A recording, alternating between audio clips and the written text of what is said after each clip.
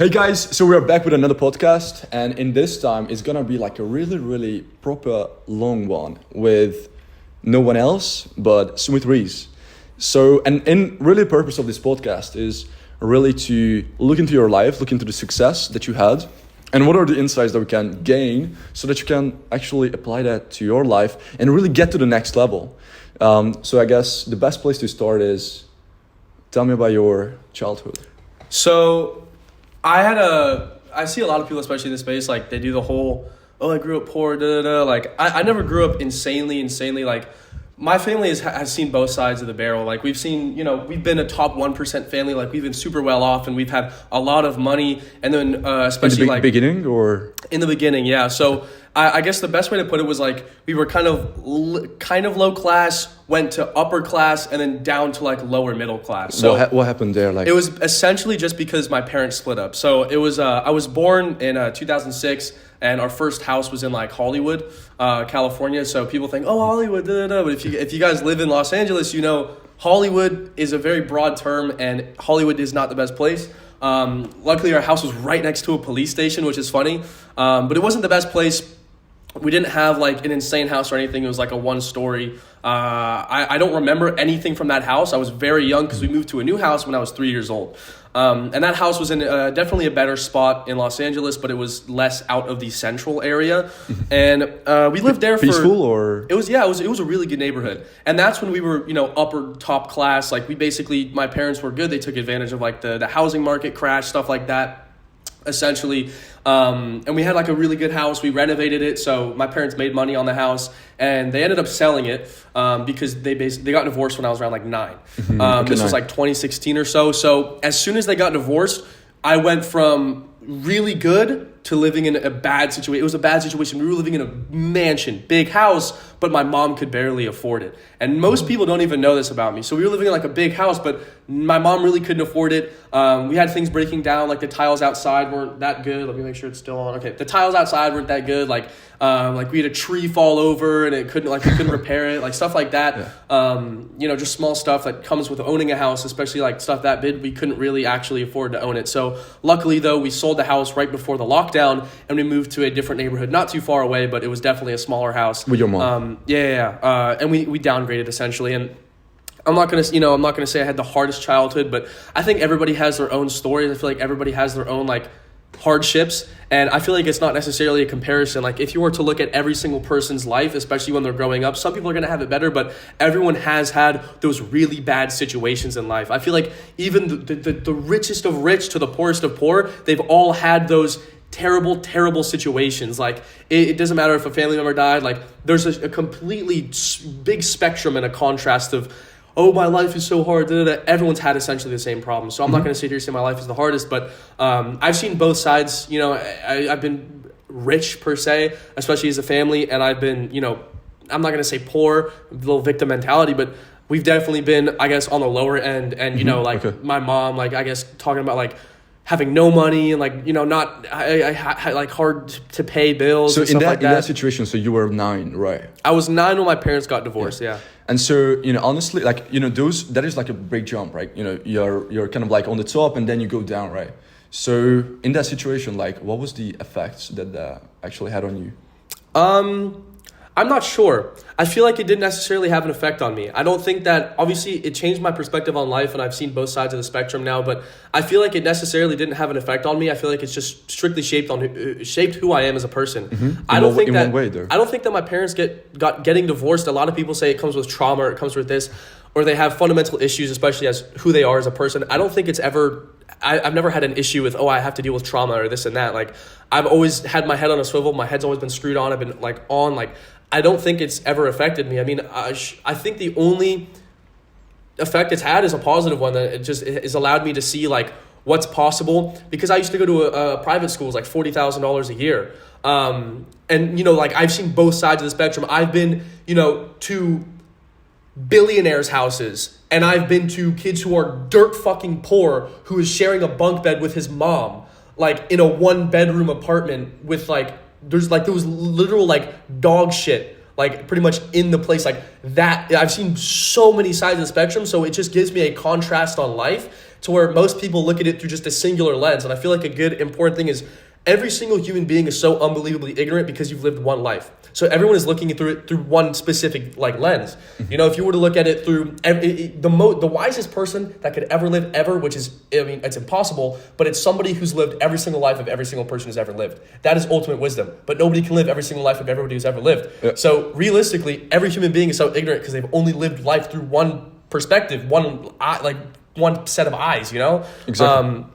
So I guess being able to see both spectrums and how people can live, both sides of how like people can live in insane, like crazy houses and drive insane cars and like, you know, like get on a private jet and be like, you know, like just feel nothing about it versus people that are literally have nothing in their fridge. It's all about perspective, right? Yeah. So it's going about like, I feel like my parents getting divorced necessarily didn't have a negative effect on me. It didn't have an effect on me. I feel like I'd still be the same person, maybe a little bit different. But as far as like the way I think, the way I operate, etc., my values, principles, I feel like I'd pretty much be the same person. Okay.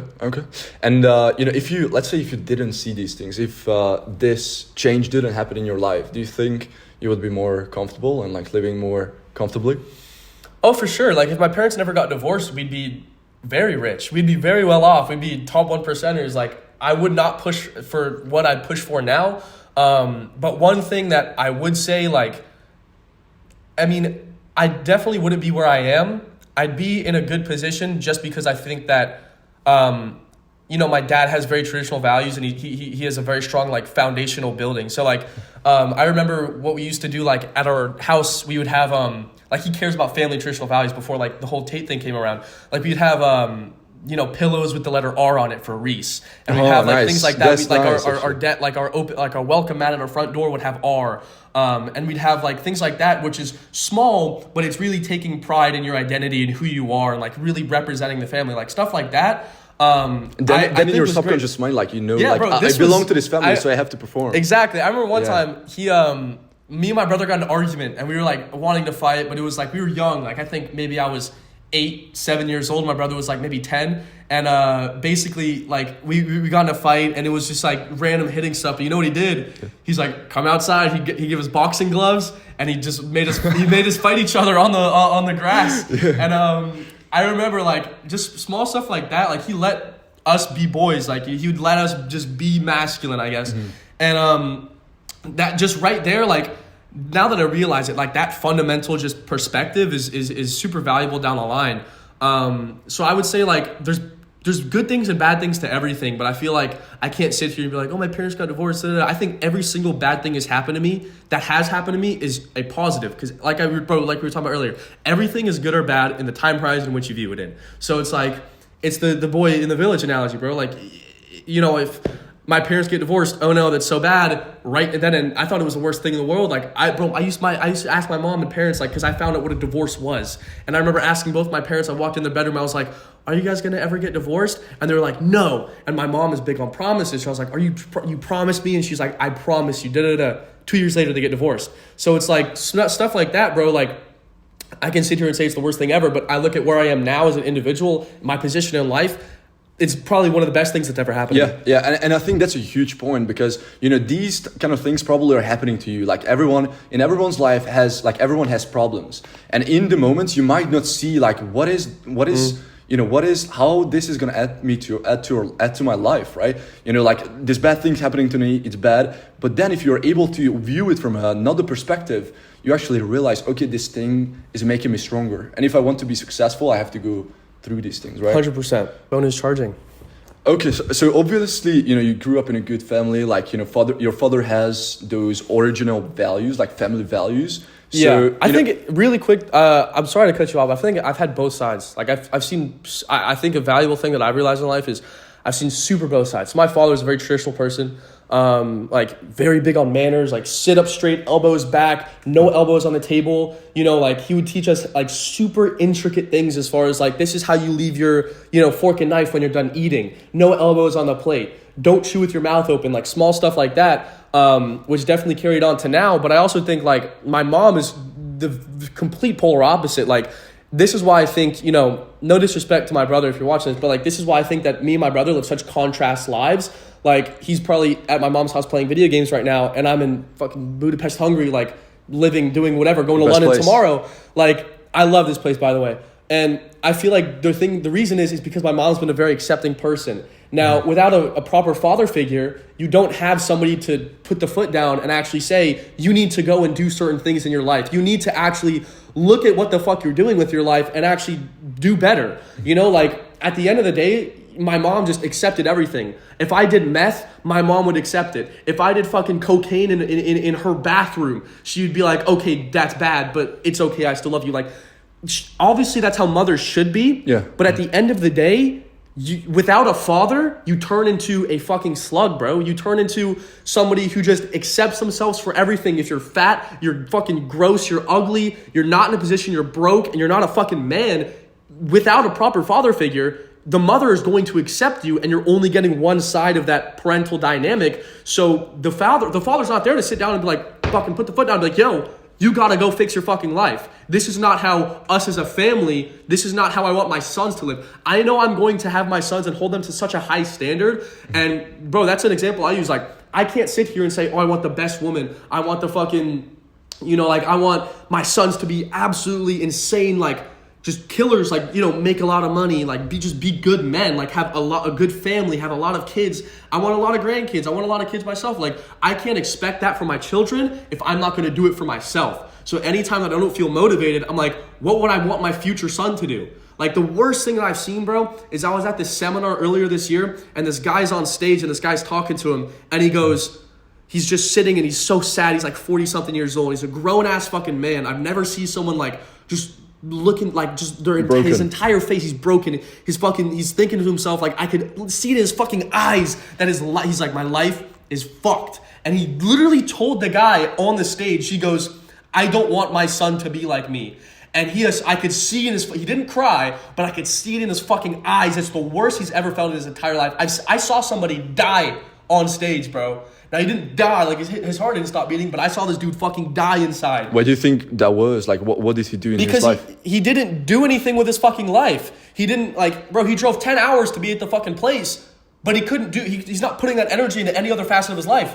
So just to watch somebody there, especially a grown man who's fucking 20 years older than me, almost 30 years older than me, and watch him just sit there and realize that I've done fucking nothing with my life. The past 45 years of my fucking life have been towards fucking nothing. And my son, who's 10, 12, whatever years old, I don't want him to be like me whatsoever. And he knows he can't do anything about it because he's not the kind of dude to raise a son that wants to be, to raise a son at such a high caliber. He's fucking sitting there and he's dying, bro. I watched a dude die on stage. Metaphorically, obviously, but like, holy shit. Now, watching somebody like that, I don't want that right there is enough motivation I need, bro. Yeah. Like, people think, bro, like, what if, you know, oh, you do business, you do entrepreneurship, it doesn't work out. My worst case scenario is 99% of people's best case scenario. Like, worst case scenario, I have all the experience, I built fucking 7-figure companies, and I just get a job, or I become a consultant. Like, oh no, it's the worst thing ever. Like, most people fucking go to college for that shit, bro. I watched YouTube and I spent a couple grand on courses. Yeah. Like, I saved 55 grand. And I think that's actually one of the best examples of leadership, because that's a number one principle, which is to lead by example, right? It doesn't matter what you're doing, but if it's like not authentic, if you actually asking someone to do something and you haven't done it by yourself, they're just not gonna do it, right? Exactly. You experienced this? As far as like somebody basically holding other people to standards that they haven't met. Yeah, like, would you listen to someone who? Well, of course, I'm not gonna hire a homeless guy as my real estate agent or like a fat dude as my personal trainer. But I think like as far as that stuff goes, I've never really. I think the best kind of thing is as far as advice with people close to you. People tend to take advice from their parents. And they fail to understand that it's a completely different world nowadays. Now, I don't want to be like the whole copy-paste Andrew Tate stuff, but like, bro, it is a completely different world with completely different opportunities. And at the end of the day, if your dad's fucking James Bond, bro, then of course listen to him. But most people's dads, like, they're fat, they drink beer, they have gyno, they're overweight, they're feminine, and their moms are mad. Like, bro, who would want to realistically, everyone watches this. Do you want to fucking become your dad? If the answer is yes, then you better fucking listen up to what he has to say. But if your dad is not your ideal role model and you don't want to become who your dad is, then why the fuck would you take advice from him? So it's like, I'm not going to learn how to, get jacked from somebody who's fat. It's pretty simple. So why is my dad going to give me financial advice when I'm in a better financial position than him. Of course, You know, of it's course. like small stuff like that. Of course, and I can understand, you've been around with, with your father more, so that's why you actually, learn these things, and, he kept you accountable to actually, like, become a man. But I guess, for the people out there who's, watching this video, and let's say they don't really have that model in their life, so they're kind of, like, lost, like, what would you say to them? Well, I'll tell them this right now. It wasn't all, like, rainbows, like, especially once my parents got divorced, I no longer had that father figure around, like that masculine role model. So it was essentially, I became my brother, bro. Like, I would eat candy every day. I'd play video games. I didn't give a fuck about anything. I would misbehave in school, and I had terrible grades. And me personally, if my son was doing that, fucking slap the shit out of him. Like, what are you doing with your life? Like, no, this is like, I was just able to do whatever the fuck I wanted with a very high lack of discipline. So I didn't really have somebody to put me in fucking line, right? So that's why it was very hard to actually kind of come out of that and realize, like, okay, I have to actually become a man, because, like, this is what I'm doing. Like, this is not how a man acts, So it took a while for me to actually come out of, misbehaving, eating junk food, things like that. Like, you're a grown man. You're a man. Why the fuck are you playing Fortnite? Right? Like, obviously, you can't be thinking that at, like, 15, but, like, at the end of the day, if you're 15, you should take your life seriously. Like, if you look at everything from, like, 1,000 years ago, bro, 15, you were considered a man. You were considered a man at 15. So what's this whole 18-year-old shit, bro? Like, once I turn 18, I'm a like, if somebody says, like, I'm 21 and a kid, and I'm like, what the fuck? Exactly. Bro, what is that? Bro, 20, I get people message me like, bro, how do you do it? You're way older than me. It's like, dog, I'm better than you because I started earlier than you. Like, you're trying to start at fucking 24, and you're not where I'm at, bro. I've probably been doing it longer. If you did exactly what I did for the amount of time that I did, you'd be in my fucking position. It's pretty fucking simple, dude. But people don't give themselves enough time. Like, there's a 25-year-old dude who's going to compare himself to a 17-year-old like me and say he's gonna get but depressed. Dude doesn't even have, like, a week in. Like, he's not even giving it, like, a month, bro. So, the people just don't give it enough time. And also the paths are always different, like, different for everyone, right? Mm-hmm. Yeah. So that was until, like, the age of 9. And age of 9. And then after 9, I would say till maybe like 13, 14 is when I was experiencing that whole comfort. Mm-hmm. Okay. And that's when I was able to have more freedom. So I was like, I was like eating junk food, just chronically addicted to porn, like stuff like that. So from 9 to probably, I would say 14, 15 maybe, that's when I was just in the trenches, like playing video games, like 18 hours a day, stuff like that. It was bad because... That's performance. I use dedication for sure. But it's also because quarantine and lockdown, whole COVID stuff happened. Okay, so that was when you were 13. So I guess, like, what was actually the change that made you to switch around? I wanted to start going to the gym, and I was still kind of gay at that time. Like, not gay, but, like, you know what I'm saying. Oh, yeah, soft. Yeah, soft. So I was pretty much gay still, but, like, I wanted to go to the gym. All I cared about was getting a six-pack. So I got a six-pack, but I was skinny as shit. Like, no size, no weight, anything. I probably had 135. Like, I was female weight, dude. And I just slowly, since I want to go to the gym, I started watching people go to the gym. I was watching, like, big guy that turned my life around was Hamza. So I was watching Hamza. This was February 2022. I was watching him for a couple months. Then everyone knows what happened in, like, summer of 2022. Tate came around, took over. Then Iman popped up. Like, all these guys, it was just really good timing. Like, if you were to try and do this in quarantine, when everyone was like, rest in peace, George Floyd, like shit like that, bro. Holy cow, it would be so hard because there was nobody out there actually preaching the things that were need to be preached. And now you look at, all the role models and opportunities and things you have now, like resources, you're chilling. Like, if you aren't able to man the fuck, like, everyone out here is preaching this masculinity stuff. If you're not able to fucking man the fuck up now in 2024, almost 2025, what the fuck are you doing? Because it's the easiest it's ever fucking been. Not only to be a man, but also to fucking make money. Yeah, I feel like it's kind of like the extremes. Like, you can be either like a complete, like, a soft guy, or you're going to the other way, right? So there's, like, only two options pretty much. Yeah. You cannot be in between. So yeah, that was in 2022, right? That was when things switched around for you, right? So you started going for the gym. You actually, like, you had one goal in mind, which is to transform your body, you look better. Of course, as you get more testosterone, you're gonna be like, yeah, I want to look better. I want to attract girls. Yeah. Things, want higher status as well. So actually, like, that was the thing, like, being able to transform your body. That was what started making this momentum, right? Yeah. It was definitely at that time, and overall, like, I was just trying to do everything. Start a business, do this. Yeah. Like, I remember, like, I told after especially, and I was just like a Tate clone at the time. Like I would just say, you know, whatever Andrew Tate says. Like I was like, oh, let me repeat that, because it sounds good. But I remember like I told my mom something like somehow we just brought up the fact of like men and women dynamics, and I told her like just something like, oh, you know, when I get older, I want to provide and protect and be the man. And I think that my woman should be the woman and like really take care of our children and this. And she's like, okay, well, that's sexist. And I was like, what are you talking? She's like, you're a misogynist. And I was like, what are you fucking talking about, dude?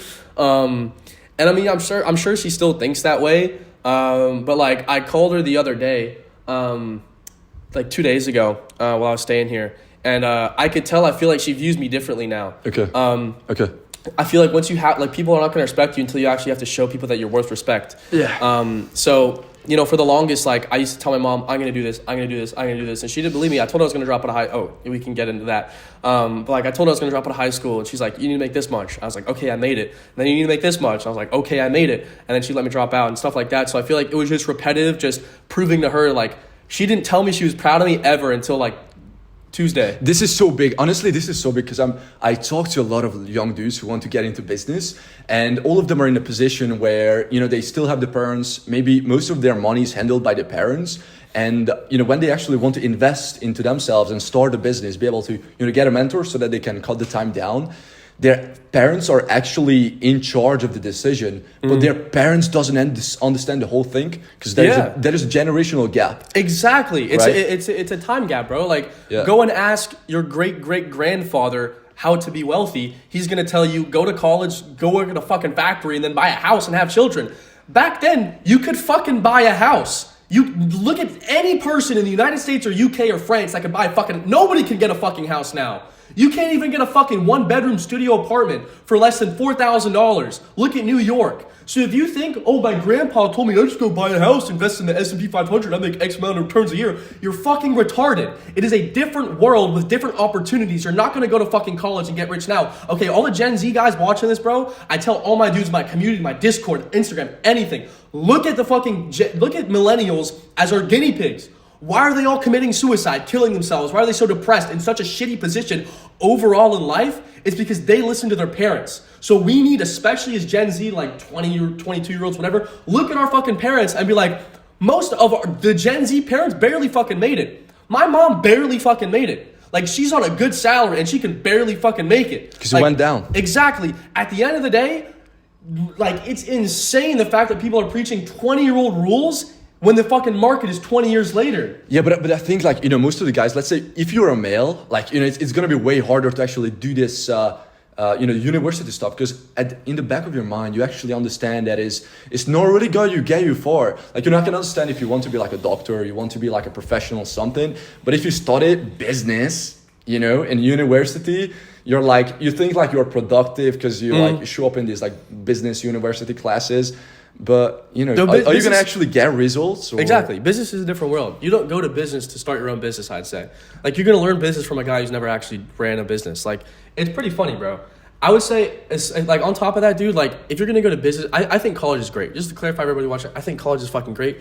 I would want my surgeon to go to college, my lawyer to go to college, etc. But if you're going to college just to go to college, and this just comes down to belief systems. So most people don't understand. I say this all the time. Making money is like 80%, 95% mindset. Okay, because the work is there, but if you're not in the right mind, it's a good Warren Buffett quote. He said, it doesn't matter how hard you row, it matters what boat you're in. So you need to make sure you're in the right fucking boat before you row 100% with all your power. So most people fail to dissect their belief systems, right? Belief systems are essentially your fundamentals on how you think about absolutely everything ever. So these are passed down from your personal experiences, the way you've thought about things, the content you consume, the music you listen to, the podcasts like this one, and especially your parents and your teachers when you're growing up. So if you're passed down certain belief systems, now you can look at this a pattern recognition-wise. Like, look at wealthy families and poor families. Why do you think 90% of poor families, when they have children, their children are poor? And why do you think 99% of wealthy families, when their children, a lot of wealthy families don't give their kids an insane amount of help. Now, they give them connection, sure, but if they were not, they have the belief systems passed down from a fucking billionaire. A billionaire son is going to have billionaire belief systems. They already are a billionaire. Their identity is a billionaire son, which is why they can go and repeat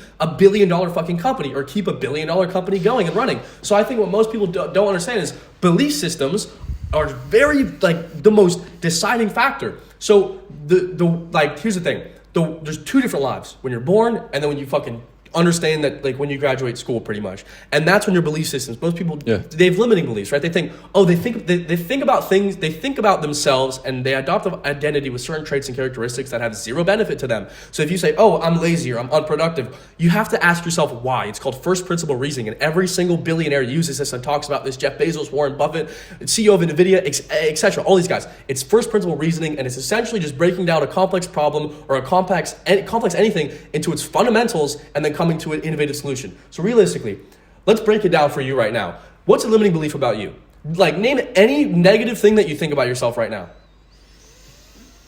It could be about anything, bro. It could be the gym, it could be like looks, it could be dating, it could be business, it could be health, anything. Maybe I can make a meal right now. So why do you think that you can't make $1 million? Like, Because I never done it. You've never done it. Yeah. Okay. Did you ever, like, how much, like, if you don't make, like, are you making more than 6 figures a year? Yes. Okay. So you never did that, but then you went and did that. So realistically, why can't you make $1 million if you've never done it before? Right? Like, I've never made $1 million in a year before, but realistically, I know I can do that. Right? Because technically, I'm working on my way. I'm pretty much almost there, dude. I'm like in 2025, gonna be my first seven-figure year. But you have to change some beliefs. You have to change the beliefs about yourself. How do you change the beliefs? You understand that everything is a lie and you're believing things for specific reasons. And then once you understand what the reasons you're believing things for is just stupid, you just stop believing it. I always thought I can't make X amount of money. I can't do this. I can't do that. Bro, October was my biggest fucking month yet. And it's just because I conquered all my limiting beliefs. It's breaking your shit down and being like, I can't, like, bro, if you were to ask me 2 years ago, you're going to be making like $80K a month and going to Hungary and chilling with cool people and doing whatever the fuck you want, whenever the fuck you want, then flying to London and staying in South Kensington, because why the fuck not? I would be like, you're wrong. But if you don't believe something is true, you're not even going to try. If you believe something is true, you're going to behave as if it is true. And that's as simple that's as simple as you can put it. If you believe something is true, you're going to behave as if it is true. So if I believe XYZ, I'm going to behave as XYZ is there, right? So if I believe that you can't make money, I'm not going to make money. It's just really dissecting, like, why the fuck do I believe all this negative shit about me? And the moment your life really changes and you go to the stratosphere is when you realize, I believe all this negative shit about me, but even if it is negative and maybe if it's a little bit true, there's no net positive to me believing these net negatives. So it's like, it's a good analogy. If I get in a fight and there's 5 dudes trying to fight me, I'm going to have a better off chance. Doesn't matter if it's 1%. Doesn't matter if I lose, but the chances are there. I'm going to have a better chance of winning if I believe I can beat them. But if I'm just like, I'm going to lose anyways, I might as well fucking die. Like, I'm going to obviously fucking get fucked up. So did you brainwash yourself? I brainwashed myself, bro. It's self-programming. You are the way you are because of your beliefs and your programming. Everything is programming, bro. From me talking to you, people watching this fucking video, the music I listen to, the podcasts I listen to, the fucking people I talk to on team calls, every single person and every single piece of media, entertainment, content, etc. That's programming. And that's how bro. The news is called, in America, I don't know if you guys say it here, but like they say for your scheduled programming, they literally call it programming. Everything is programmable. Your mind is programmable. So once you can program your mind for success, then you're going to be easy. So like I went and watched podcasts from specific people only related to money. If you just surround yourself with all of those inputs, the proper inputs that are catered to your fucking goals, then you're going to get to where the fuck you want to be. It's super simple. Yeah, and most people watching this, like, we talked about, like, if somebody's coming from a billionaire family, they're gonna have those beliefs, right? Exactly. So it's gonna be like an easier path for them to actually make that happen and be rich because they are rich. Exactly. And they think rich. So I guess because most people watching this, they probably kind of like trying to start something, trying to start a business. So like, what would you say, like, and they have to make changes, right? Yeah. Can you agree on that? Yeah, 100%. So, like, what is the best way to actually be able to make those changes?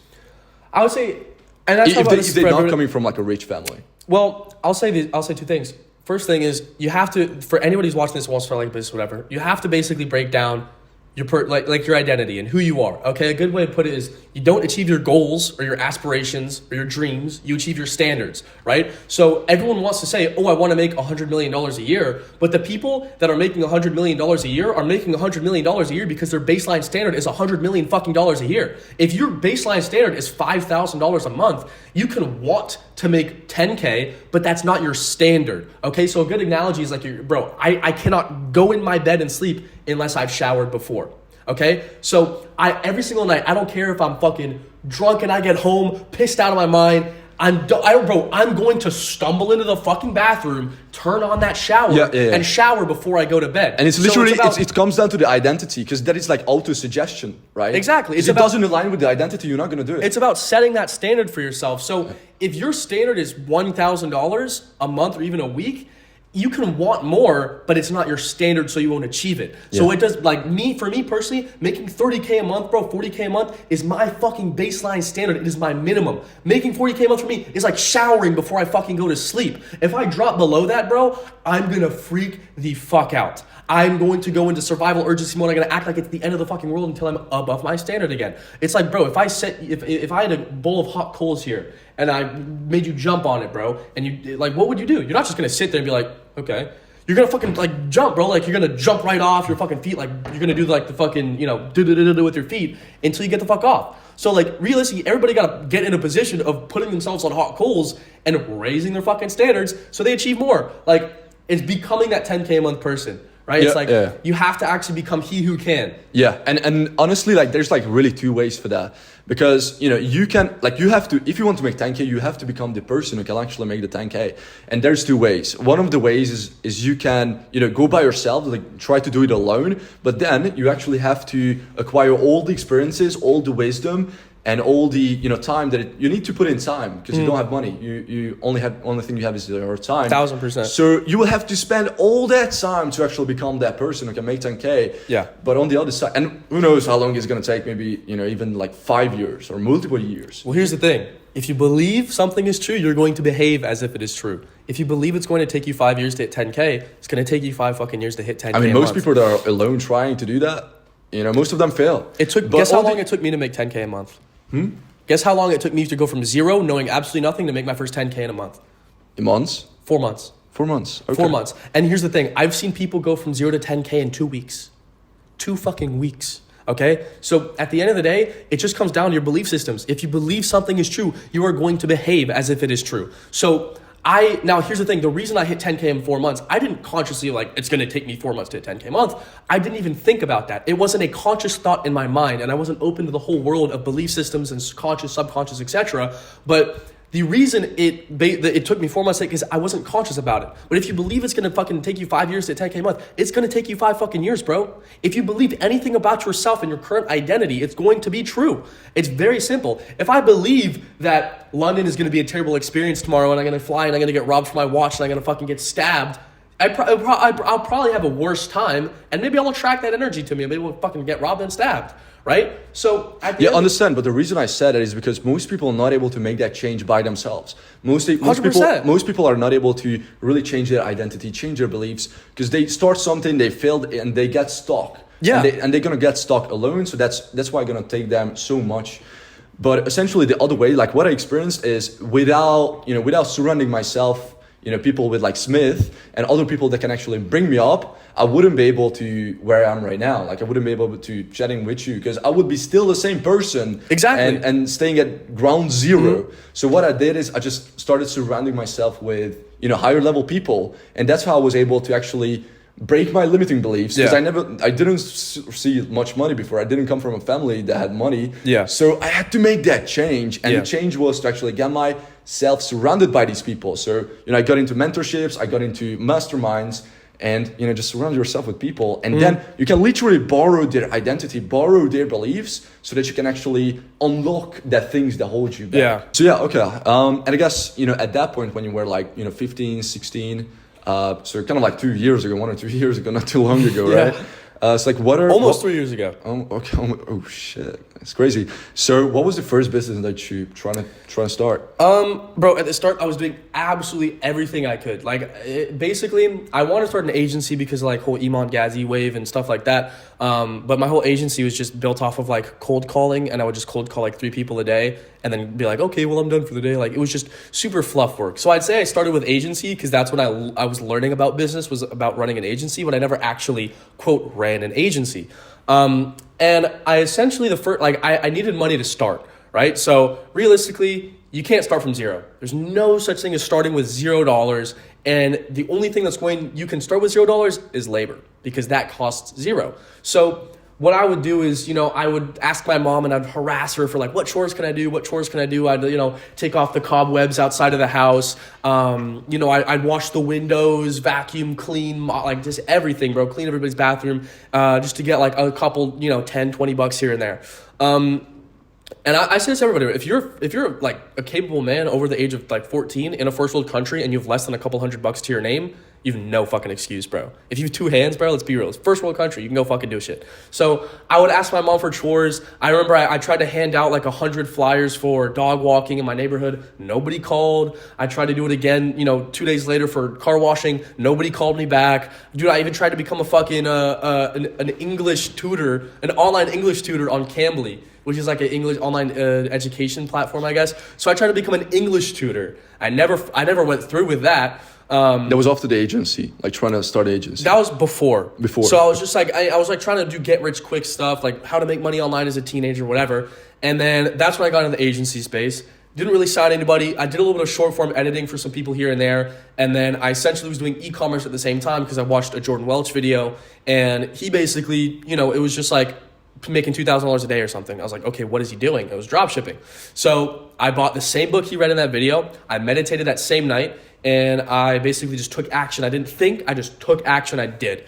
So basically, I, started researching e-commerce. What is this? What is that? In the same 2 days, I sit on Discord with Discord call with one of my friends, Spencer, love you by the way, and we spent 10 hours straight making a website. 10 hours because we were retards, and we were making the Shopify account, learning the UI, learning how to connect and add each other, learning products from just regular products from AliExpress. We made like a general store with like 50 products. That's why it took us like 10 hours.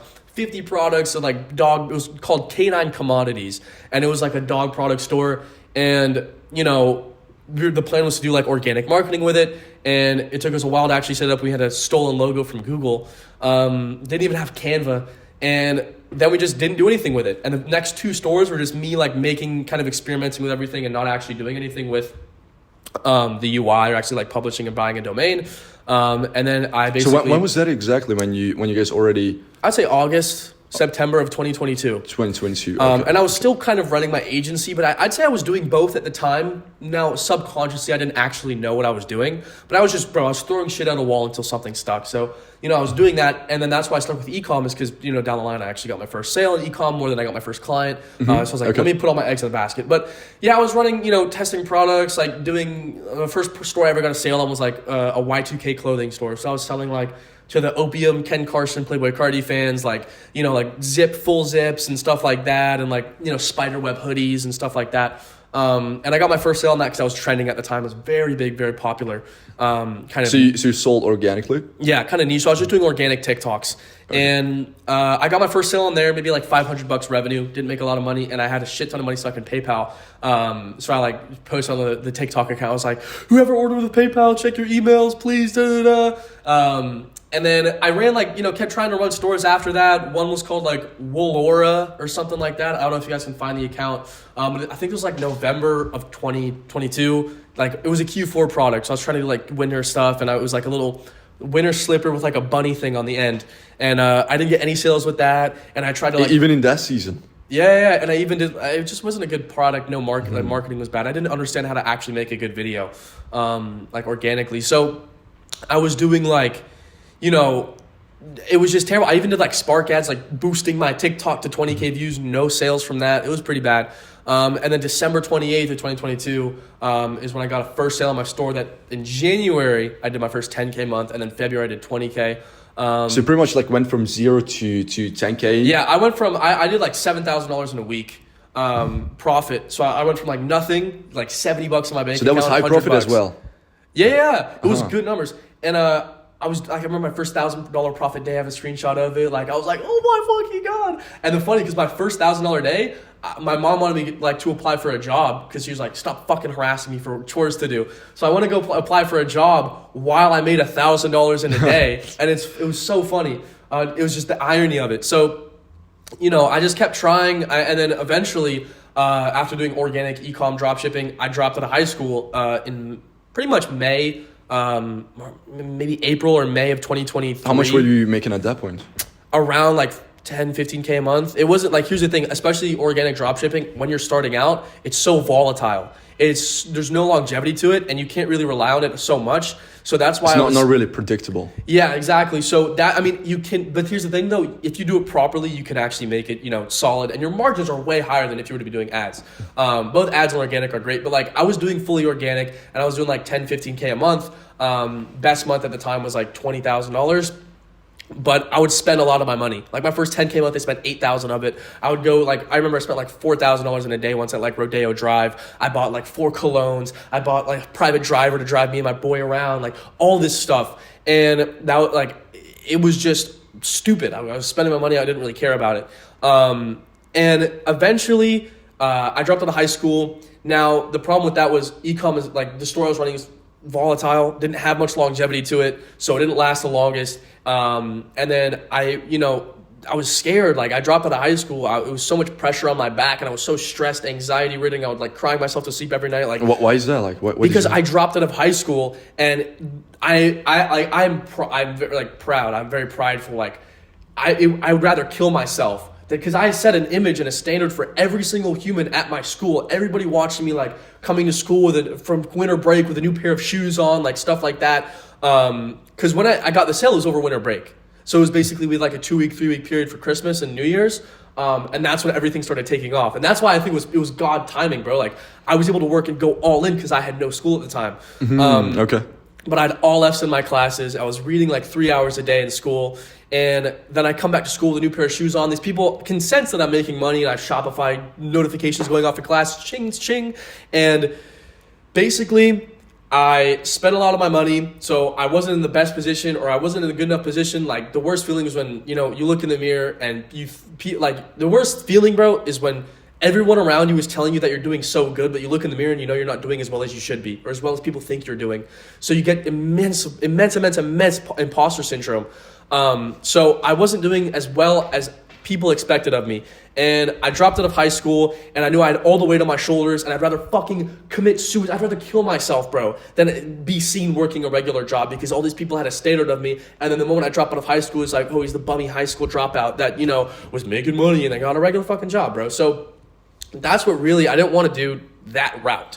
So I really made it work. I started an agency. I was still doing e-commerce at the time, and I started working with a couple clients, basically just helping them, optimize their e-com stores, their landing pages, creating offers and running some ads for them. Like I made one client, which was a referral client, so I wasn't doing like crazy outreach. I was experiencing with like B2B Facebook ads, but I made one client like almost $20,000 in like 48 hours, like some crazy stuff, because I formulated the best offer for him, and he wasn't the owner of like the stores. He was the owner of the factory, but he also sold it direct. So he was able to compete with the pricing really well. So I made this guy the best offer. He was an older dude, but I made this guy a lot of money. And then I just didn't like the dynamic of running an agency. Like I had a couple clients, nothing crazy, but like these guys would like call me up at 6 a.m. I'm like, dude, I'm trying to sleep. What are you talking about? He's like, what happened? We're getting a message of like our Facebook ad account's banned. I'm like, it's a fucking scam, Indian dude. Like no one's banning your account. You're fine. Because you get like the scam fake messages on a Facebook Messenger. Yeah, so it was like too much micromanagement? To the account. Or? It was, he was micromanaging me, but it was also just like the culture I built, which is completely my fault, and I'm aware of that, but it was the culture I built around my agency, and there was no respect for me or my time. So I was a slave in gold chains, basically. And then I went back into like the whole e-com space, and I kind of experimented with personal branding, and then like 6 months later, I guess it's like April now, so then that's when I started going like... So when did you stop with the agency, actually? Like when did you make that change? September of 2023. September, okay. So around a year ago. But yeah, I mean, I had like some good money saved up. I was still spending a lot of it. But like, yeah, I mean, I stopped it around then because I was like, all right, my clients don't even like me, bro. So what happened after that? Like, how did you how was that transitionary period? It was fine because I was still doing e-com at the time. So it was like the whole winter period of like last year was a lot of just like hiring people. So essentially with organic, like to make, like in order to make it so like less volatile and actually have some longevity to it, you have to have like other people running it, right? So essentially what I was doing was I have VAs, basically like virtual assistants, people, creators making content for me, and I give these guys like like percentage of sales, and then also like an upfront per month, basically. So I have like, a guy in the UK, I have a guy in Canada, a guy in the United States, like 2 guys in the United States, etc. Basically just making content full organically. I pay these guys upfront, and then I give them a bonus if they get X amount of views. And then, basically like to help my clients out, especially with organic, because it's not like I'm sitting down recording the videos, stuff like that for myself now. But what I'll do is like I'll hit up those guys, like like the top 2 performers. I'll be like, okay, what are you doing? And obviously I'm able to analyze what they're doing, which is why I'm still like able to be super tapped into how to create organic, get views, convert, etc. Like, bro, I had a client this week. Today's Tuesday. So last week, in like 7-8 days, bro, he did 25 million views on 3 videos. Like 100 million views, bro, in like 7 days. And this dude's 16. It's like his 3rd store or something. Yeah. Crazy shit. Yeah. And so at that point, you were more like the CEO of the company. So you wouldn't have to spend that much time. Right? Yeah. I mean, I was outsourcing stuff, but bro, all my time at that time, all my fucking time was just going to self-deprecation. It was just going to fucking... I'm lonely. I want to kill I wasn't wanting suicidal, but like, I fucking hate my life. Like, I'm lonely. I hate this, And I'll cry myself to sleep all night. And I just fucking sit there. There's a term for it called rumination. Like, there's comfort in sadness. And human psychologically, we just attract ourselves to sadness. And it's very hard to force yourself to be happy than it is to force yourself to be sad. So like, it's just more natural to be sad as a human than it is to be happy. So I was super negative. I would go in the shower every night and be like, fuck, I'm so lonely, like shit like that every single fucking day, just chipping away at my own self-image. It was terrible. But why was that? Because I was lonely, bro. I isolated myself at the time. I wouldn't talk to anybody. I would go to the gym. I'd have headphones on. Like, the lady at the front would be like, hey, Smith, and I probably would. I didn't do it consciously. I'm a nice guy. Like, I'd definitely say hi if I heard her. But I didn't hear her. Nobody would talk to me. And all my friends, like, I didn't have older friends that were in the entrepreneur space, so nobody could hang out with me outside of school. And all my friends were in school, so they couldn't fucking hang out with me either. And then especially the worst was during the summer of 2023. All my friends were traveling, and they were like, staying with family or going to like, my buddy went to like Spain and stuff. Like, bro, no one can hang out with anybody. I was so fucking lonely at the time. So I couldn't really do much, and that was just, I wasn't content with being alone. Like, now I'm fine. Like, I pretty much stayed here alone the entire trip, and I'm definitely happy. But it was just, at the time, like, sure, I was making some money, but I didn't really understand like identity, positivity, how to like frequencies, etc. Like, I didn't understand how to operate on a high frequency. Okay, so after that you started to get around people, or you just made some internal I didn't changes? really start that until late 2022, maybe early 2023 is when I really started like networking, focusing on like actually meeting people. So I mean, at the time, like in October, I shaved my head. So I had like really long hair, kind of like this hair, but imagine like double the length pretty much.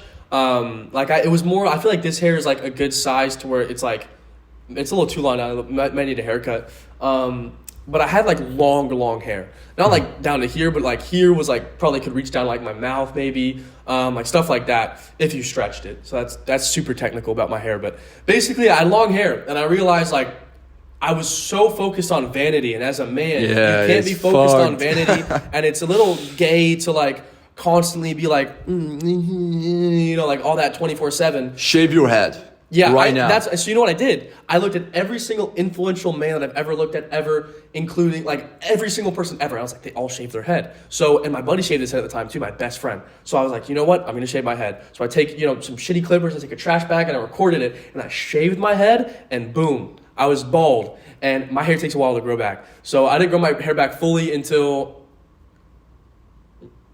this summer pretty much. Yeah, I love that. I actually did it a couple times, and what it does is, because young guys, like most guys that are like Gen Z, they have this, they trying to have their hair as nice as possible. So it's kind of weird. It's good when, here's the thing, I think it's good when you're in a position. Like, I feel like right now, bro, if you were to like, make sure your hair's good and this, like before, we go out or something like that, or before we record, I feel like that's okay because you've gone through the shit and you've shaved your head. But I feel like most dudes who haven't shaved their head, you need to shave your head to get into a position where you're actually... so good. Exactly. So good. It just, you operate on a different frequency and your identity is completely different. You're adopting a new identity. So that's why I think really helped me is shaving my head and taking away that old, exactly, that just raw bare bones who I am, and taking away that old depressed figure.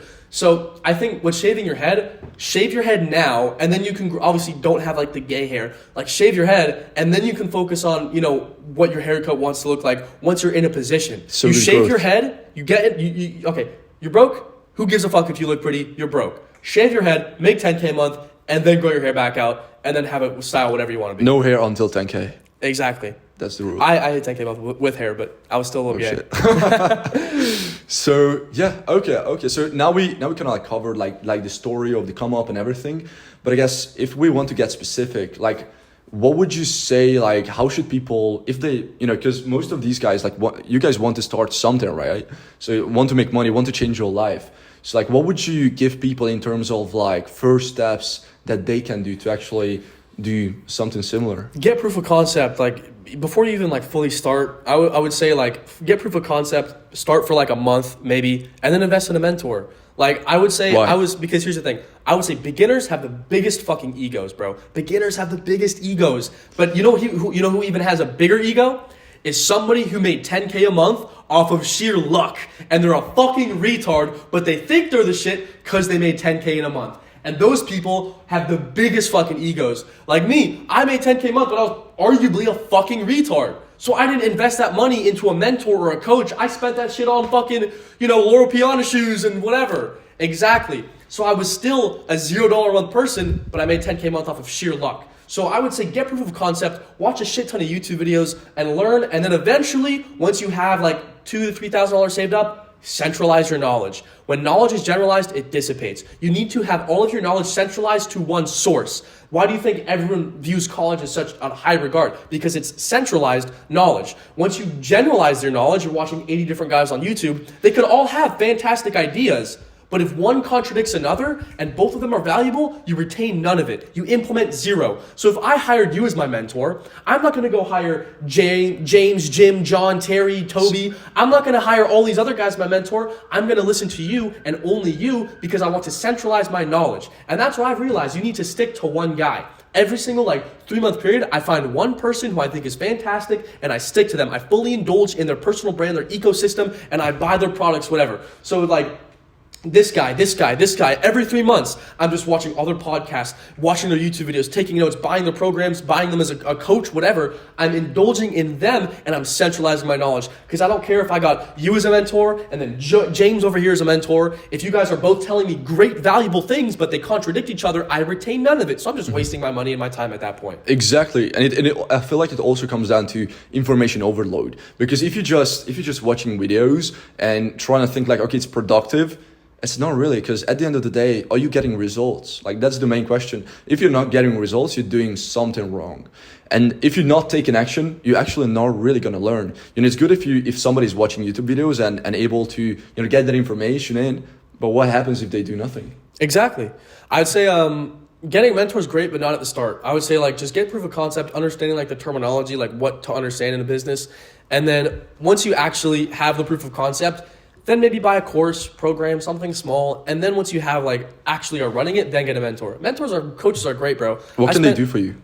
I mean, bro, the right one. They just streamline the process. Everything is way quicker and everything is catered to you. That's why, bro, my clients fucking crush it, dude. Because I can go make a 16-year-old $100,000 in a month, bro, because he understands the value of a coach and a mentor. Like I was saying, bro, I had the biggest ego at the time, and I had the biggest self-image. I had too much pride. I know too much to buy a course or a program. I bought a $1,000 program, and that shit changed my life. Those next 4 months, bro, were fucking stupid. So that's why I think everybody should invest. And obviously, it's easy for me with somebody who has an info product and somebody with a program. Fuck, it doesn't have to be mine. Go find somebody else, somebody who you like the way they articulate themselves, you like the value they give for free, their worldviews, their message, the way that they talk, the things that they've done, etc., and buy their shit, right? It doesn't have to be fucking me. It doesn't have to be you. It doesn't have to be fucking this guy over here. But it's just overall, coaching is catered to you. So I don't give a fuck. When I make a YouTube video, it can go out to 8 to 10,000 people, right? I'm not gonna give, James from fucking Minnesota here advice, because this fucking podcast could be watched by 1,000, 2,000, 3,000, maybe even 1,000,000 people. Nobody fucking knows. So I'm not gonna give specific advice, right? But if with a coach, bro, the coach is sitting there, he's giving you advice, not James, John, like all these different other dudes' advice. It's centralized to you. Yeah, and bro, like what I feel like is like if you actually get around like a mentor, the mentor can actually like give you the belief. The mentor believes in you that you can do it. He sees your potential that you cannot really see right now, and without that being able to lift you up, it's way harder to actually make it happen. 100%, dude. I mean, do you have like a coach or mentor right now? Yes. Damn. How much? How'd you find him? I found him through Facebook. Facebook. Like, for sales, that is like the best place. And I found him, and he's great. I mean, he'd done like really big numbers, like numbers that you wouldn't believe. Right now, he's like the money that he generated for clients is like over like 9 figures. Jeez, bro. So holy shit. yeah, and that guy, what I really like about him, and I guess like what you should look for in a coach is that he actually cares about you. He doesn't just on the call and just like, hey, what do you guys want to ask? Like, one more, I just want to leave. That's not kind of like the mentality that a good coach has. A mentor cares about you. He cares about, okay, like what do you want to achieve? What it takes to actually fucking achieve that, and let's fucking do it. If you don't do it, like, he's going to keep you accountable that you actually gonna do it. Yeah. And he's going to hold you to another standard that it actually takes to become successful. That's how I feel, bro. Like I was 6 minutes late to my community call yesterday because I was ordering groceries and the guy was outside. He's like, I'm on the second floor, what is going on? And I was like, come here, like, to go up the fucking stairs, bro. And I was like 6 minutes late, bro. And I felt so bad. I was like, yo, I'm so sorry, guys. I'm sorry I was late. You pay for this. It's disrespectful to you. Keeping self-accountability here. If I'm not here, guys, keep me accountable. I'm super sorry. So I gave these guys like an extra 20 minutes of my time because I fucking felt bad. I was like, that's disrespectful to you guys. But yeah, bro, it's like the self-accountability aspect and just keeping, not only self-accountability, like, keeping the clients accountable as well, bro, is super big, bro. Like, if somebody is not doing shit, I will straight up tell them to their fucking face, bro, like, you need more urgency, bro. Like, you paid me You're not gonna hit the goals like this. You paid me thousands of dollars to fuck off? What are you doing with your life? Like, be fucking serious. It's gay, bro. It's gay. If I paid you to be my coach, I paid you $5,000 and I was lazy and I didn't do the work. Wasting your life? That would be a donation. That's not an investment. That's a not fucking donation. And it's gay. Bro, it's like God gave you the life. So are you gonna fucking waste it? Hey, bro, people be like, yo, what's your motivation? Bro, I'm gonna die. That's my fucking motivation. I don't need, my mom to die or my girlfriend to cheat on me with fucking 6'5" basketball players dicking her down with a BB. I don't give a fuck, bro. I don't care. People are too busy waiting for life to happen to them before they happen to life. I'm sick of fucking life happening to me, and I'm sick of people waiting for life to happen to them. I remember people are waiting for motivation and a sense of urgency or survival. They're waiting for their fucking parents to get in a fucking car accident or their girlfriend to cheat on them so they can start a business. Take that fucking action now and show everybody around you, your girlfriend, your parents, your brothers, your sisters, the fruits of your labor before they fucking die. People are just waiting for life to happen before they happen to life, and it's the stupidest shit. People are sitting around waiting for bad things to happen so they can get the motivation, opposed to actually just getting motivation within them or through God and doing it themselves, bro. Exactly. And if you don't take action and if you're just waiting for things to come, that's like a passive behavior. And a passive behavior is like feminine behavior. It's pretty gay, dude. And with that, you either penetrate the world or it penetrates you, right? Yeah. You either go and stick to your values, or you're gonna become like a crazy motherfucker, right? Exactly, bro. Dudes that don't have a sense of urgency nowadays. People, bro, you don't have time. You don't have time. Yeah, and these guys think they have time, bro. You don't have time. They think, I'll start a business in a month, or I'll join you whatever in 3 weeks, bro. You don't have fucking 3 weeks, bro. It's simple because look at the way that everything has gone. It is the economy and the market is not moving the way it did 10 years ago. The opportunities we have now, they're called opportunities. Not fucking rules. Okay, they're opportunities. These things, they don't last forever. It's like a bubble, bro. The sun is not up for 24 hours of the day. The moon is going to come out and you're going to have 16 hours or however, 12 hours of fucking darkness, right? So at the end of the day, people need to understand that the opportunities we have nowadays are not going to be around forever. And they think they got time. Bro, you don't have fucking time. You got to go and do shit. You got to fucking put in the work. Take the action now, because realistically in 2 years, bro, the online money making shit is not going to be fucking possible. It's not going to be possible. If you are not at 10K a month by the end of 2026, you might be fucked. You can hit 10K a month in 2 years. Super easy. I'm sorry, but that's the name of the fucking game, bro. Yep. It's like, the opportunities we have now are not going to be around forever, because there's going to be a position, there's going to be a period in the world economy to where all the opportunities and all the lights fucking go out. And it is either have nots or have fucking yachts. And you need to make sure you're on that fucking 70-foot yacht in the south of France with you and your boys fucking clinking champagne, bro. Like, you have to be sure of that, because the opportunities that are around now are not going to be around forever. Yeah, and also, I mean, that's really important, because, the economy changes, the opportunities changes. It's not going to be here forever, and it always changes. But also another thing is your life is going to change. Because if you say to yourself right now, like, okay, I could start this. I know my potential. I could do this. But then you're like, oh, still some things are not perfect. So I'm just going to start this in like 6 months. But guess what? In 6 months, all the opportunities are going to change. And also, you're going to change as well. You're not going to have the urgency that you have right now. Yeah. So if you don't start, you're going to waste all of that. So you must take action. Because even like in entrepreneurship, it's nothing is perfect. Like, you're always going to have problems, and you have to make changes on the fly. And that's how you actually become successful. You face your fears. It's problem solving, dude. Like, some shit happened to me, bro. I don't understand. People don't know how to solve problems now. People don't know how to do loopholes. People don't know how to fucking fix shit. Like, if something happens to me, business, especially maintaining a business, you're putting out fires 24/7. Like, that's the best way to put it. Like, a fire's here, a fire's there. You got to go like with the fucking fire extinguisher. Like, you're putting out fires. And people nowadays, especially through school, they don't know how to problem solve and fucking put out fires. You have you got to come up with creative solutions. You got to be a creative fucking person, especially if you want to make money, start a business, whatever, be an entrepreneur. You have to be creative. Well, most of these entrepreneur guys are DJs, bro. That's and this is like, neurological science, like increasing your frontal lobe of creation is going to, like, you can get into that stuff, but like, you're putting out fires and you got to be fucking creative. And I see so many fucking people that are like, Smith, here's my problem.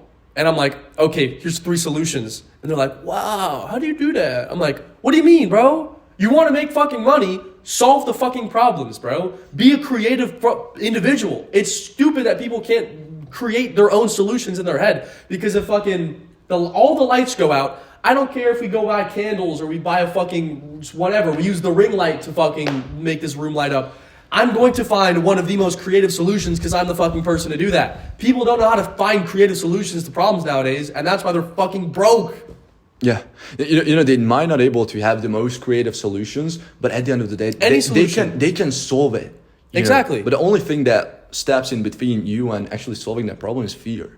Because you are not able to overcome your fears, you're actually not going to do anything, right? And if they don't do anything, they're not going to get anywhere. But, I think we touched on a really important part, like, because not everybody is going to be, successful. Not everybody is going to be, doing their stuff and achieve their dreams and do business. So I guess, like, what would you say, like, who's this actually not for? Who's entrepreneurship for? Yeah, who's this not for? Oh, the podcast? No. Entrepreneurship. Who business is not for? You won't know until you do it. Like, bro, business wasn't for me until I had a successful business. Like, you're going to understand, like, there's 2 different people. Like, there's 2 different kinds of people, bro. There's the guy who thinks he can and the guy who thinks he can't, and they're both right. So at the end of the day, entrepreneurship, especially starting a business, you won't know until you actually do it. You won't know if you're the kind of person. Everybody can start a business, but not everybody can run a business. So at the end of the day, it's like, okay, let me put it like this. 99% of businesses fail, right? You've heard that statistic before, right? Yeah. Let me put it like this. 99% of people fail. If you have a business problem, it's a personal problem that reflects inside of your business. So businesses don't fail, people fail. Okay? You can't look at everybody who starts a business and think that, oh, they're like me. No, because 99% of businesses fail. If they gave it enough time, they'd fucking see success. So 99% of people fail. And that's the thing, bro. You don't have business problems. You have personal problems that reflect inside of your business. So if my business is inconsistent and the results are lazy or they're not there, then I'm an inconsistent person, right? That's the name of the fucking game, bro. So if it just any business problems you have, it's super unbelievably important to sit there and analyze, how does this reflect for my personal life, and then improving your personal life. Bro, business is the perfect fucking vehicle for self-improvement, because when you have a business, yourself grows, and when you grow yourself, your business grows. In order to grow your business, you have to grow yourself. Business and entrepreneurship is the perfect vehicle for self-improvement. Because you have to focus on other areas as well. Because you have to focus on growing yourself, bro. I'll tell you right now, bro, you're a sales guy, right? Your new fucking closing or objection script, whatever the fuck it's not going to make you $1 million, okay? Like, that one little tweak is not going to jump you from 20K to fucking $1 million a month. It's developing yourself and developing who you are. That is going to fucking bump you to $1 million a month. Not the little fucking tweak, maybe fucking my outreach differently. That's not going to fucking bump you to 100K a month. Exactly, because who you are speaks way louder than what you say. Exactly. But I think we're working up on like an hour and 10 minutes or something. Yeah, I think that's a perfect note to actually. Yeah. And that's a good message at the end. Yeah. So, all right, guys. Well, thanks for having me on, bro. Thank you, bro. It was great.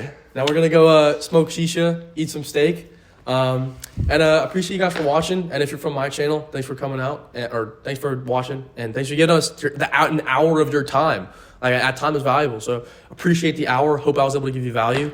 And I'll be sure to cut this up and do my little short form Instagram reels with this. Easy, bro. Easy, All right, bro. And I hope you guys got some new insights as well that you can actually apply in your life and really get to the next level. If we're able to give you some new perspectives, that's awesome. It was worth it, even if it's just one person. Yeah. So. All right. Well, thank you guys for watching. I'll see y'all, and take care. See you guys. Have a blessed day. Perfect. Bro, that was a banger. Bro, the clips are gonna go crazy. Here, you click done. Yeah, 1 hour. Yeah. Bro, this is perfect. We wanted 1